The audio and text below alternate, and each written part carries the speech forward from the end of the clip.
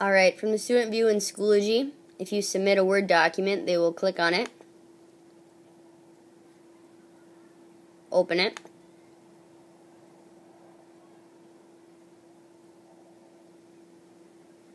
now they can type in this Word document, they can type whatever they want.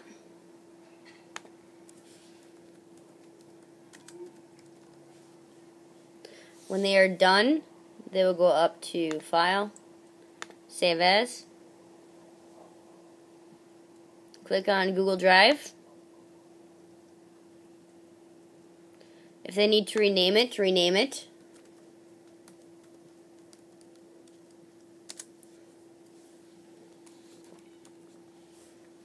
Then save it. Now go back to Schoology. If they've already submitted, it's going to say resubmit. Otherwise, it'll just say submit assignment right here. They click on it. Click on resources. Click on apps.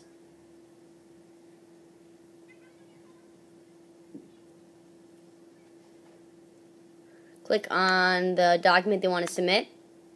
Import file.